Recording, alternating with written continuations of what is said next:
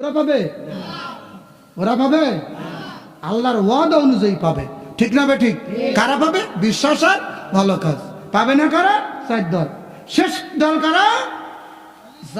অলিক আশা। মাশাআল্লাহ, এই তো যুবক ভাই গো, স্মরণ শক্তি ভালো। শেষ দল কারা জাহান্নামে যাবে?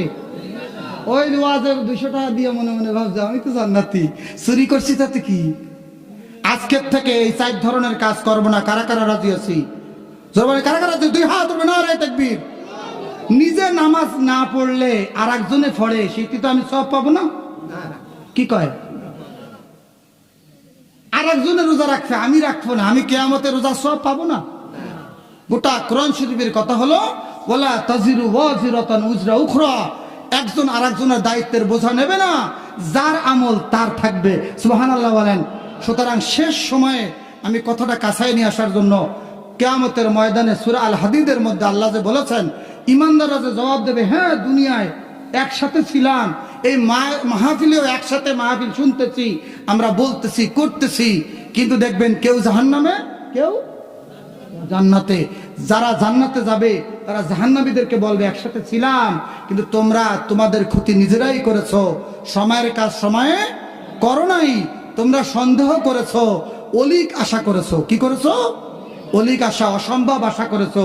নেক কাজ না করে, বিশ্বাস ঠিক না রেখা, পাপের কাজ না ছেড়ে আশা করছো আল্লাহ জান্নাতে নিয়ে যাবে।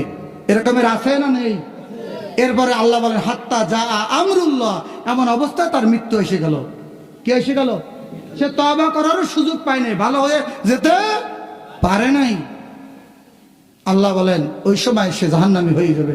সুতরাং ভাইয়ের আমার, আমরা কি 1 মিনিটের জন্য একটু চক্ষু বন্ধ করে এমন চিন্তা করতে পারি না আমাদের সাথে কত কম বয়সী মানুষ কবরে আছে না নাই?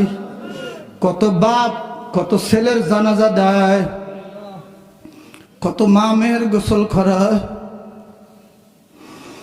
কত দাদা কত নানা নাতি নাতনির জানাজা দিয়ে কবরে রাখলো।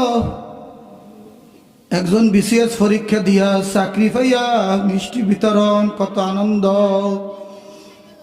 ফকিরহাট বিশ্ব রোডে 3 বছর 4 বছর আগে আমি পত্রিকায় পড়লাম, যেদিন যোগদান ওই দিন অ্যাক্সিডেন্ট করে মারা গেল। ও ভাই, কে কখন মরবো আমরা জানি না, যে আল্লাহ প্রথমবার বানাইতে পারল, ওই আল্লাহ দ্বিতীয়বার আবার বানাইতে পারবে। গোটা কোরআনে তার যুক্তি আছে। দুনিয়াও একই ফল আল্লাহ বারবার বানাইয়া খাওয়ায়।